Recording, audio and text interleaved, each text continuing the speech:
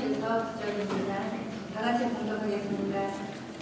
들으라 씨를 뿌리는 자가 뿌리를 나가서 뿌리를 세 더러는 길가에 떨어지네 새들이 와서 먹어버렸고 더러는 흙이 얕은 돌밭에 떨어지네 흙이 깊지 아니하므로 목살이 남아 해가 돋은 후에 타서 뿌리가 없으므로 말랐고 더러는 가시떨기에 떨어지네 가시가 자라 비를 막음으로 별사람이 못하였고 더러는 좋은 땅에 떨어지네 다 무성하여 결실하였으니 30배나 60배나 100배가 되느니라 하시고 또 이르시되 들을 귀 있는 자는 들으라 하시니라. 아멘.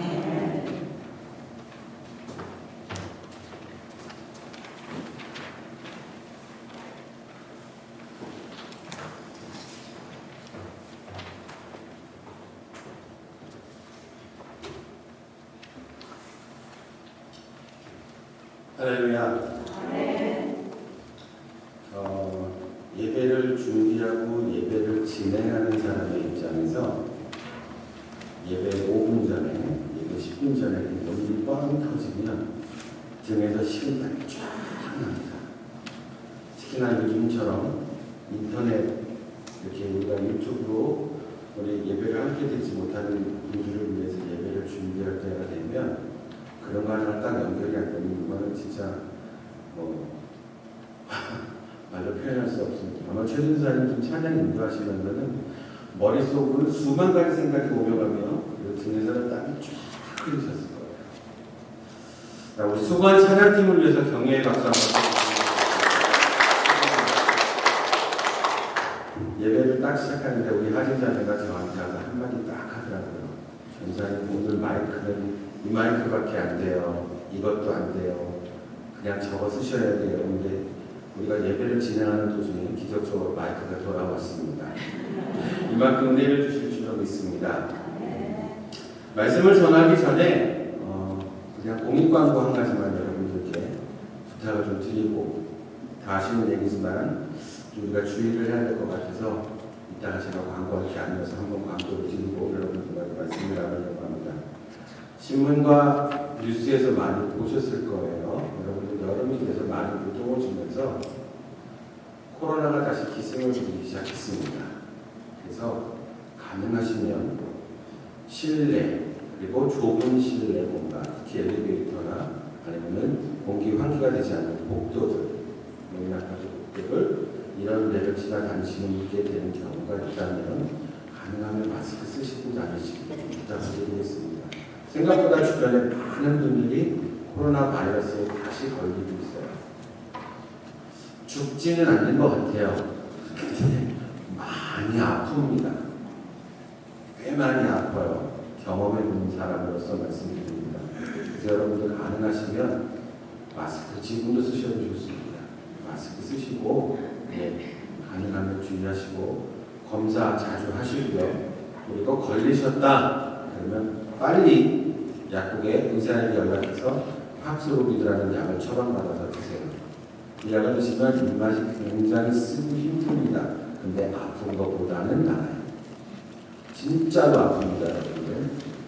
경험자로서 말씀드리니까 여기 중에 경험 있으신지 모르겠습니다. 그래서 주의하시고 만약에 걸리시면 빨리 약 처방받아서 드시고요. 매일매일 검사하시고 하셔서 회복되셨으면 좋겠습니다. 다 마스크도 집에 있으시죠? 차에도 있으시죠? 꼭 쓰고 다니세요. 자, 오늘 읽으신 말씀은 적어도 교회를 다니시는 분이라면 그리고 적어도 교회 생활, 신앙생활을 몇 년쯤 해보신 분이라면 많이 들어보셨을 말씀입니다. 그리고 또 이 내용을 가지고 설교를 한다면 대충 어떻게 돌아갈 거라는 것을 짐작하고 계시는 분들도 많이 있을 겁니다. 우리의 삶이 가시덤불이 아니고 돌밭이 아니고 길가가 아니고 우리의 삶이 옥토가 되어서 하나님의 뿌려진 씨앗을 잘 가꾸어서 30배, 60배, 100배의 열매를 맺어야 된다 라는 설교를 많이 들어보셨을 거예요. 저는 더불어서 조금은 거기서 우리가 성숙된 모습으로 한번 다르게 생각을 해보면 어떨까라는 생각을 해보면서 오늘 이 말씀을 한번 준비해 보았습니다. 그래서 초심자들보다는 이 말씀을 몇 번 들어보셨던 분들이 조금은 다른 관점에서 이 말씀을 한번 보셨으면 어떨까라는 생각을 하면서 오늘 말씀을 짧게 시작해 보려고 합니다. 먼저 이 말씀의 배경을 한번 보면요. 예수님이 계시던 당시의 이스라엘의 모습을 한번 생각해 볼 수 있습니다. 본문을 읽다 보면 흔히 우리가 알고 있는 반농사의 모습과는 조금 다른 모습을 보게 됩니다. 먼저 첫 번째 사진을 한번 보여드릴게요. 밭의 모양이라는 것. 지금 여기 보시는 것은 한국의 밭이에요. 한국의 밭입니다. 많이 우거져 있기도 하지만 잘 가꿔진 모습이 보이죠. 근데 오늘 우리가 상상해 볼 수 있는 예수님이 말씀하시던 당시의 밭은 모양이 다릅니다.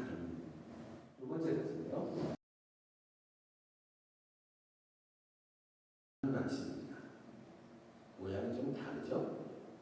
왜 돌밭이라고 하는지 이해가 되시겠어요? 그리고 보이시는 파란 것들이 그냥 잡초 플러스 가시덤불입니다. 사진 하나 더 보여주세요. 이런 밭이 있고요. 네.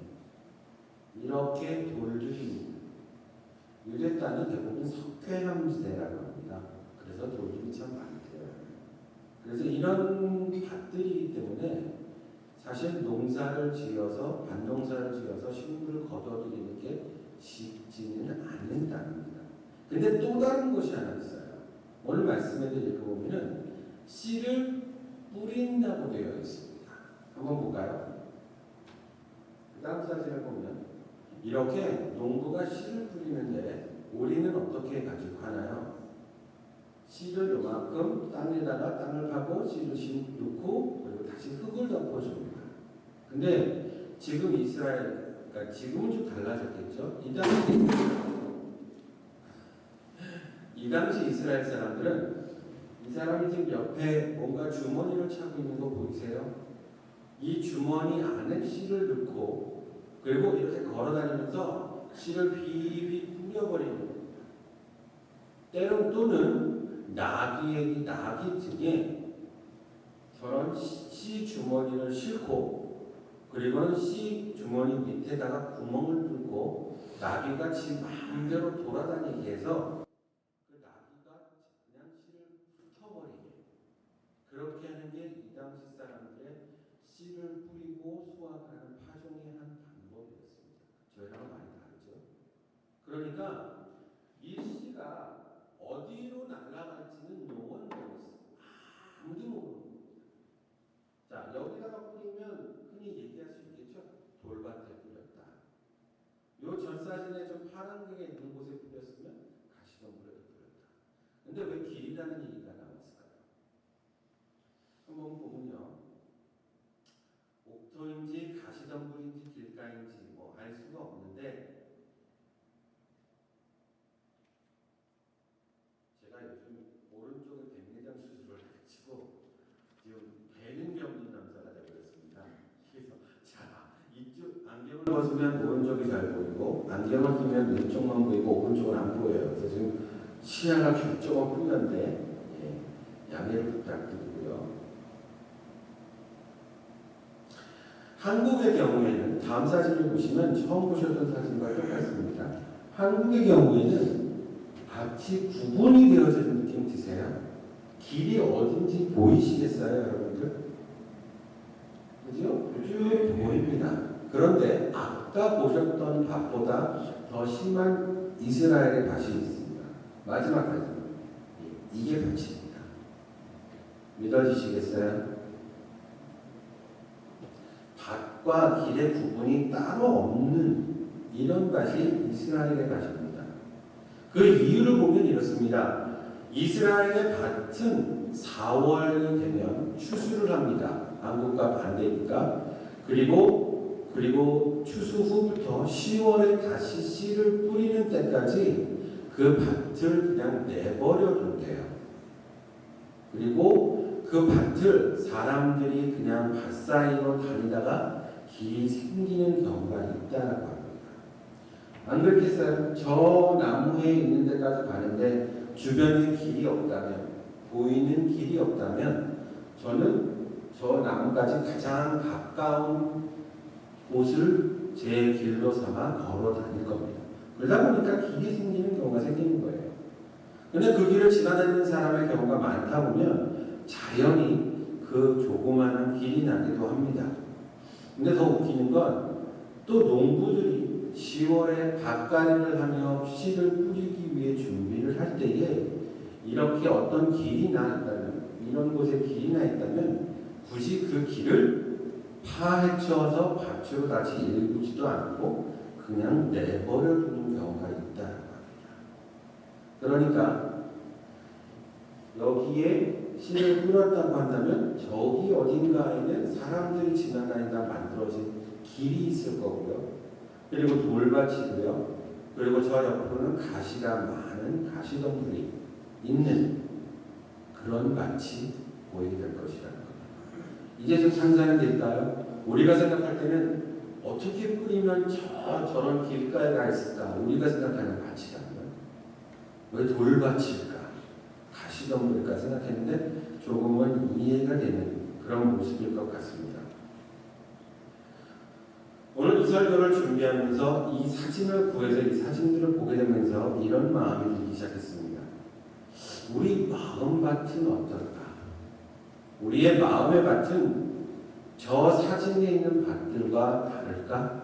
라는 생각을 해보면서 오늘 여러분들과 한번 은혜를 나누기를 합니다. 이스라엘의 밭이 정돈되지 못하고 길인지 밭인지 고랑인지 돌밭인지 구분이 되지 않는 밭이었던 것처럼 우리의 마음밭도 똑같지 않을까? 때로는 우리의 마음을 연약하게 만들어서 믿음의 뿌리가 내렸다 할지라도 그것이 말려버리기도 하고 세상 유혹에 넘어져서 열매를 맺지도 못하는 그런 초신자처럼 믿음이 없는 자들처럼 행동함으로 그 밭과 같은 모습을 우리는 보이지 않는지 한번 생각해 보기를 원합니다. 더 나아가서 이렇게 사진 속에 보이는 그 밭들의 모습 속에 길가도 보이고 돌밭도 보이고 그리고 가시덤불밭도 보이고 옥도도 보이는 그러한 모습처럼 우리 마음에도 있는 우리의 밭도 네 가지 밭의 모습이 다 있는 것은 아닌지 한번 생각해 보면 좋을 것 같습니다. 또는 내가 이 중에서 무엇 하나 없애버렸다고 나의 믿음 생활로 나의 기도로 내가 가지고 있었던 내 안에 길가나 돌밭이나 가시덤불에 뭔가 하나를 없애버렸다고 우리가 그동안은 교만하고 우쭐대는 모습을 보이지 않았는지는 한번 돌아봐야 할 것 같습니다. 돌밭에 돌을 걷어내었지만 그래서 다행히 말씀처럼 뿌리를 내렸지만 세상 일 때문에 또는 세상 걱정 때문에 유혹과 근심 그런 것들 때문에 우리가 그 뿌리가 내린 그대로 해서 열매를 맺지 못한다면 우리가 누구를 탓할 수 있을 것이며 누구를 탓하여 그 내 마음의 밭이 열매를 맺지 못한다고 말할 수 있을지 우리가 생각해 봐야 될 것 같습니다. 또 마음의 가시덤불은 벗어버렸는데 이번엔 우리의 믿음이 뿌리가 흔들려서 그래서 다시 돌밭처럼 되어버리는 우리들의 신앙생활의 모습은 없는지 한번 돌아봐야 될 것 같습니다. 저희 집 뒷뜰에 제가 밭농사를 좀 짓고 있습니다. 이게 생각보다 힘들고요. 그리고 생각보다 재밌더라고요. 재밌는 건 잘 나니까, 자고 나니까 뽑아먹기 좋아서 좋죠. 깻잎이 나니까요. 그거 며칠 신경 안 썼더니만 비 많이 오고 이러고 며칠 신경 안 썼더니만 제 키보다 높아져 버렸어요. 제 손바닥보다 더 큰 깻잎이 막 나더라고요. 열심히 땄습니다. 그리고 저희 집사람에게 간장을 해주세요라고 하고 그 다음날 가니까 또 그만큼이 있어요. 나름 재밌더라고요. 근데 밭을 간다고 밭이 사이즈가 크던 작던 관계없이 제가 밭농사를 짓기 위해서 해야 됐던 일들은 땅을 뒤집어 엎고요. 그 땅을 잘게 부수고요. 그 땅 안에 있는 돌들을 다 걷어냈고요. 그 땅에 있는 잡초를 걷어냈고요. 그 안에 있는 잡초 중에 가시덤불이 있던 것까지 다 거두어내고 씨를 심고 물을 주고 가꾸어주는 수고를 했다는 것입니다. 근데 그대로만 둬가지고는 낫지 않더라고요. 고추 모종을 받아가지고 와가지고 집 뒷뜰에 심었는데요. 고추 모종 요만한 걸 갖다가 심었는데 안 올라와요. 안 커요. 햇빛이 오는. 뭐 해야 돼요? 거름을 줘야 됩니다. 매일 물을 줘야 됩니다. 그래야 올라옵니다. 그래야 올라와서 꽃이 피기 시작하고 그 꽃에서 열매가 맺어요. 맛있는 고추가 맺어요. 올해 저희 고추 농사는 하나도 맵지 않아서 고추가 고추답지 않아요. 그런데 많이 나요. 왜요? 그대로 두지 않았거든요. 읽었거든요. 땅을 파고 돌을 건져내고 가시덤불을 뜯어냈거든요. 그리고 물을 주었거든요. 그랬더니 그 땅이 가꿔져서 옥토처럼 변하고요. 거기서 열매를 맺기 시작했다는 겁니다. 우리의 신앙생활도 마찬가지인 것 같습니다. 우리의 마음밭도 그냥 두면 안 돼요. 우리의 마음밭도 처음에 주님이 우리에게 찾아오셔서 주셨었던 그 믿음의 은혜, 오늘 읽었던 마가복음 4장 9절 이후에 예수님께서 그 말씀을 풀어주실 때이죠. 길가에 뿌려진 씨는 어떻게 되었고 돌밭에 뿌려진 씨는 어떻게 되었고 가시덤불은 옥토에 뿌리는 어떻게 되었다. 처음 예수님을 믿으셨던 때를 한번 생각해 보시기 바랍니다.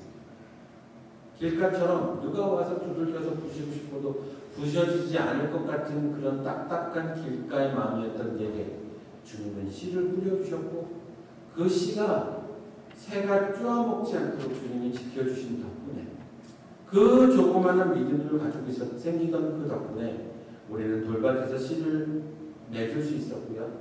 뿌리를 내려갈 수 있었습니다. 근데 어떤 분들은 거기서 자라지 못했어요. 왜? 그냥 높거든요. 교회를 나와도 그냥 앉아있다 갔거든요. 예배를 드리러 나온 게 아니라 예배를 보러 나왔었거든요. 아직도 가끔 어떤 분들이 그러시더라고요. 오늘 뭐 했어요? 그러면 예배 보러 갔다 왔어요. 예배는 드리는 거지 보는 게 아닙니다. 여러분들은 여기 구경꾼으로 제가 설교를 잘하나 못하나 최전도사님의 찬양을 잘하나 이쁜 목소리인가 아닌가 여러분들 구경하러 나와 계신 분들 아니에요. 여러분들은 하나님 앞에서 지금 서서 예배 드리는 자입니다. 예배자입니다. 그래서 우리는 예배를 보러 오는 게 아니라 예배를 드리러 오는 거예요. 여러분들 잘 기억하시기 바랍니다. 뿌리를 내려야 합니다. 그리고 가시덤불을 헤치고 그 뿌리를 내린 그 힘으로 우리는 열매를 맺어가야 합니다. 옥토는 하루아침에 이루어지지 않습니다. 여러분들 마음속에는 길가의 마음도 있고 돌밭의 마음도 있고요. 가시덤불의 마음도 있습니다. 또 옥토의 마음도 있습니다. 문제는 내가 어떤 모습을 가지고 어떻게 뿌려진 씨앗에 반응하냐는 거예요. 오늘 이 자리에는 지금도 길가의 마음을 가지고 나와 있는 분이 계실 거고요. 어떤 분들은 돌밭의 마음을 가지고 나와 계신 분도 있고요. 어떤 분들은 가시덤불의 마음을 가지고 어떤 분들은 옥토의 마음을 가지고 나와 계시는 여러분들이 계실 줄 믿습니다. 상관없어요. 길가셔도 상관없어요. 돌밭이어도 상관없어요. 가시덤불이어도 상관이 없습니다. 뭐만 하시면 돼요. 내가 그 시에 반응하시면 됩니다. 지금부터 반응을 하시면 일궈낼 수 있습니다. 여러분들 보셨던 이스라엘의 저 밭에 씨가 뿌려지는 씨가 자랄 수 있을까요? 근데 자라줘요. 그리고 성장해요. 제가 조금 아까 깻잎 얘기했었죠. 여러분들 깻잎 그만한 모종 하나 하는 데에 깻잎 씨가 몇 개 필요하실 것 같으세요? 하나면 됩니다. 그러면 하나의 씨앗으로 모종을 요만한 걸 만들어서 빗밭에 심었습니다. 물을 주었습니다. 가꿨습니다. 그게 커졌어요. 깻잎 몇 장이나 따르실 수 있을 것 같아요. 적어도 50장은 따를 수 있습니다. 그거 하나. 아닐까요? 깻잎들 안 심어보셨어요? 적어도 최소한 30장은 뜯을 수 있습니다. 그 밭이 무엇이었던 간에 그 밭에 뿌려진 씨앗이 자라면 그리고 그것을 위해서 노력을 하면 열매는 맺습니다. 여러분들의 마음이 길가에 밭이든 돌밭이든 가시든 그 밭에 뿌려진 씨앗에 내가 어떻게 반응하느냐, 내가 어떻게 움직이느냐에 따라서 그 밭이 옥토가 될 수가 있고요. 가시덤불처럼 힘든 내 삶에 시련이 계속되고 있는다 할지라도 나는 그 가시덤불을 뚫고 열매를 맺는 그런 여러분들이 될 수 있을 줄 믿습니다. 마지막 한 예화를 드리고 말씀을 마칠까 합니다. 신문에 났던 예화인데요. 여러분들과 함께 나누기에 딱 좋은 그런 은혜의 말씀인 것 같아서 제가 이 말씀을 이 예화를 준비했습니다. 실화입니다. 미국의 어느 마을에 어느 시골에서 일어났던 실화라고 합니다. 남편 없이 홀로 두 아들을 기르며 신앙생활을 하는 어떤 어머니가 있었습니다. 그 어머니에게는 두 아들이 있었습니다. 어느 날 이 두 형제가 마을에서 날카로운 대나무 가지를 가지고 둘이 전쟁 놀이를 하고 있었습니다. 근데 어떤 사람이 말을 타고 지나가다가 하필 이 아이들이 놀고 있는 곳을 지나가다가 말의 눈이 그 대나무 가지에 찔리게 되어서 말이 뭔가 뛰는 바람에 그 말을 타고 있던 사람이 말에서 떨어져서 죽게 되었습니다. 그래서 이 두 아들이 재판을 받게 되었는데 판사가 두 아들들에게 이렇게 물었습니다. 누가 가지고 있는 대나무 가지로 말의 눈을 찔렀는가? 누구의 것이 말의 눈을 찌르게 했는지를 묻는데 형제가 서로 자기가 찔렀다고 주장했습니다. 그래서 이 판사가 그 어머니를 불러서 부인, 한 아들만 벌을 받으면 되는데 형제가 서로 자기가 했다고 하니 부인이 한 아들을 정해 주시오 라고 얘기했대요. 만약에 여러분이라면 어느 아들을 지목하시겠습니까? 큰 아들을 지목하시겠습니까? 작은 아들을 지목하시겠습니까? 한 아들이 사람을 죽인 이유로 사형에 처해질지도 모르는 상황에서 이 어머니는 한참을 침묵을 지키며 기도한 후에 이 부인은 이렇게 판사에게 말을 했다고 합니다. 상상 외에 다른 나옵니다. 보통 우리가 이럴 때 생각해보면 모르죠. 판사님, 저희 아들 대신에 저를 이런 얘기 할 수 있겠죠.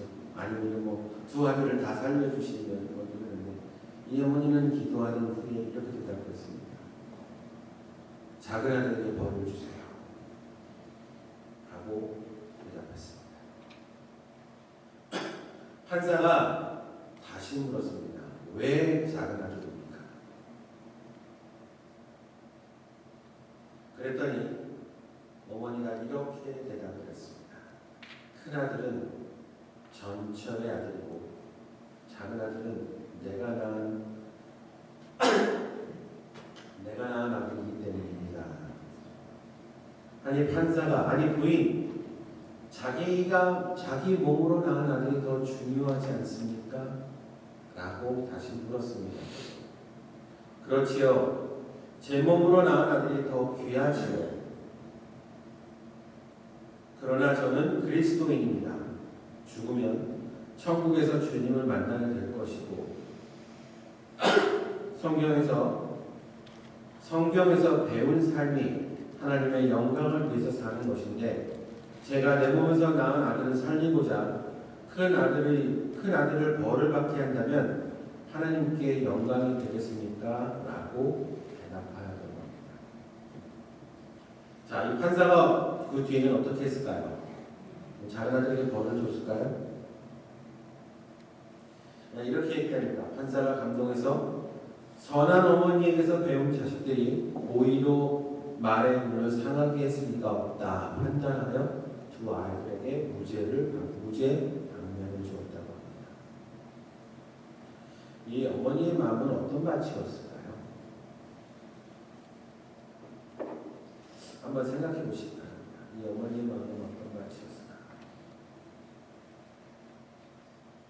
이 어머니의 마음이 처음부터 예수님의 말씀을 따라가는 예수님의 원하시는 삶의 결과를 만들어내는 옥토밭이었을까요? 아마 아니었을 겁니다. 이 어머니의 밭에도 많은 돌들과 가시덤불이 있는 그런 밭이었을 거라고 생각합니다. 그러나 이 어머니는 그 말씀이 뿌려진 그때에 하나님의 영광을 위하여 천국에 가서 뵐 하나님을 위하여 자기가 원하는 것, 내가 생각한 것, 좋은 것을 선택하지 않았다는 것입니다. 오늘 우리의 밭도 하나님의 복음을 드린 밭입니다. 그 밭은 아직 옥토가 아닐 수도 있습니다. 그 밭은 우리가 어떻게 만들어가느냐, 어떻게 그 마음밭을 갈아가느냐에 따라 그 어떻게 반응하느냐에 따라 그 마음밭은 변할 수 있습니다. 우리가 맺는 그 말씀의 열매가, 기도의 열매가 우리 마음밭의 형편을 보여주는 삶이 되는 것입니다. 오늘 여러분들이 이 말씀을 듣고 돌아가시는 여러분들의 마음속에 나의 마음의 밭은, 나의 말씀의 밭은, 나의 기도의 밭은 어떠한가 돌아보시기 바랍니다. 돌이 있습니까? 가시가 있습니까? 그대로 두지 마시기 바랍니다.